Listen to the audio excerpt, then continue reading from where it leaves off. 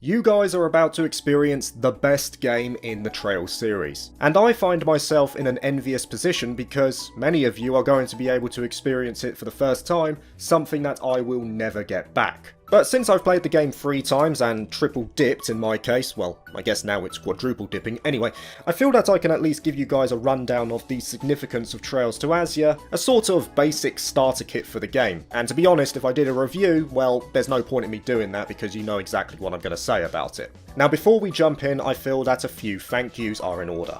First of all, a thank you to the original translators, the likes of Flame and Garen, who gave us the translations that many fans, including myself, played with in the past, back when Azure Coming West officially was but a pipe dream. Second of all, thank you to all of the Geofront for their work in editing that script and turning it into a fully functioning patch. And finally, thank you to NISA America for working with the Geofront in partnership to bring them west, so that everyone can now experience the game on multiple platforms, and for providing a Steam code too, so I could actually make the video.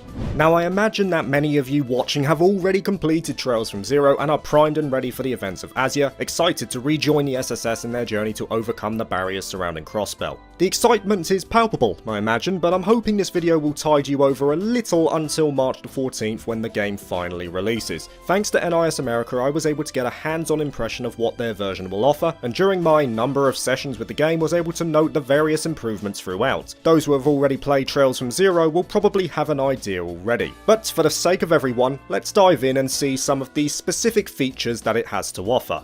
Now, as I said there, I was provided the PC version of Azure since that's the platform I choose to play many of my games on. And since it has been worked on by PH3 Games and Durante, a stalwart team of heroes who have worked on other Falcon-related PC ports like Cold Steel 1, 2 and Ys 8, you know it's going to be up to quality. Immediately upon going in, you'll find cool additions like BGM information that will show you the music being played as it changes in-game, UI scaling for those who struggle to read smaller text, a high-speed mode which has come to be expected of modern Trails releases nowadays, and indeed a variety of controller layouts that have both presets and rebindable options, including mouse and keyboard if you really want to go down that route. You have an auto-scroll option with the choice to adjust speed, periodic autosave that can be adjusted via the menus if you so wish, and of course the historic logs are also there if you miss something in the story. And don't worry, the treasure chest messages are back once again too. On the graphical side, you've got dynamic shadows and water shader effects that of course will demand a bit more of your GPU, anti-aliasing is available, and the PC version has a cap of 144 frames per second. Texture enhancements are also available as an option, and I think they made a very noticeable difference, especially in the character and enemy models that looked noticeably sharp as a result.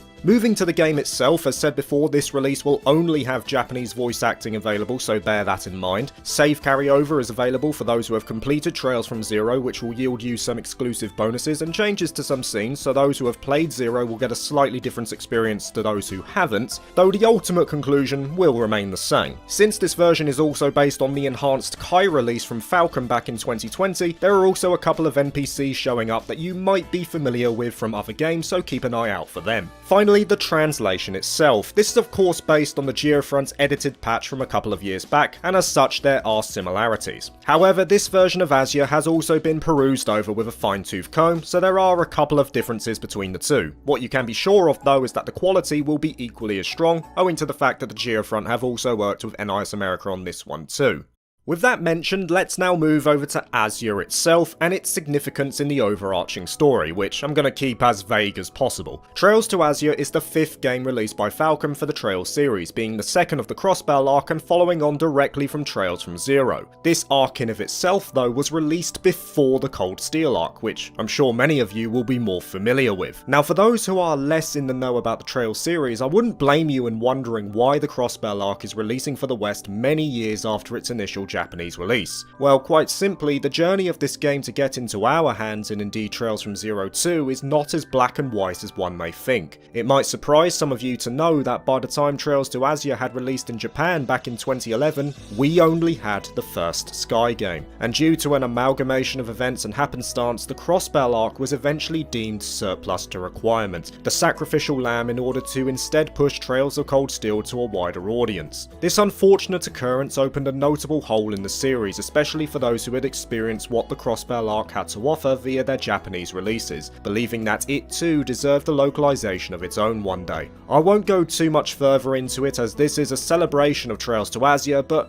realise this. The release of the Crossbell arc, this event that we're witnessing at this point in time, was over 10 years in the making. So the question I'm sure you'll be asking is, will Trails to Azure be worth that wait? Well, there's no doubt that it has its own contribution to this story, but it's not as direct a sequel as you may think. Sure, it follows on directly from Zero, but it's so much more than that. When you look at the timeline surrounding the games as a whole, you'll notice that Trails to Azure takes place concurrently with the latter half of Cold Steel 1 and a fair chunk of Cold Steel 2 as well. Those who have already played the first two Erebonian titles would have likely seen events concerning Crossbell in those games, but were only able to see them from a third-party perspective, a sort of outside-looking-in view. In Azure, you're going to finally see those events happening firsthand, and it's one of the real draws of this series that this world is so rich and alive no matter what title you're playing. But it's not just the connections to Cold Steel that is a point of reference here, since there is another Trails title releasing in summer this year called Trails into Reverie, which acts as an epilogue of sorts for the events surrounding all three arcs prior, those being Sky, Crossbell, and indeed Cold Steel. It also acts as the stepping stone that eventually leads to Kuro no Kiseki, which we would hope would be on the way soon as well. But bringing it back to Azure now, as that is the focus of this video. For me personally, as a person who has played 11 games in the series thus far and played several of them at least twice, Azure stands at the peak even now. Everything that the Trails series is so adept at, including elements like its world building, its deep characters, the intriguing yet ambitious premise,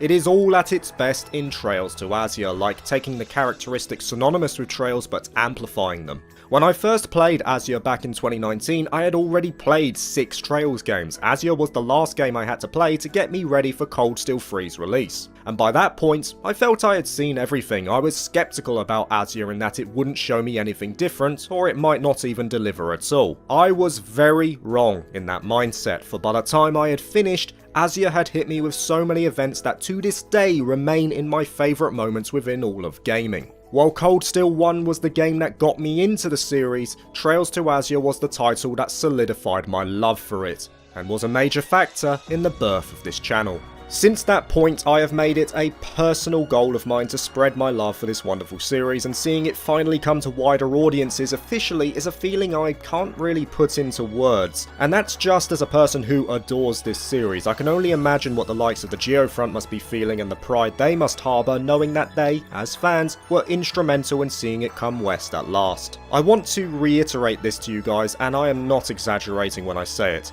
As a fan of Trails, but also as a fan of JRPGs in general, you are about to experience something special. But I don't really want to talk about it anymore, partially because I'd ramble on forever about how much I love this game, but then on the other side, I want you guys to experience it as blind as possible. Stories like this should be experienced as blind as possible.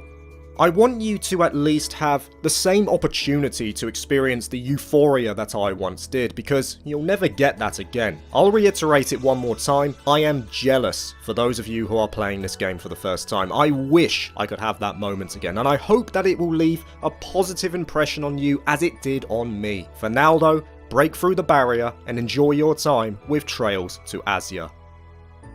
Thank you for watching this video. If you liked it, please like and subscribe for more JRPG content, and consider joining my Patreon if you're interested. Peace.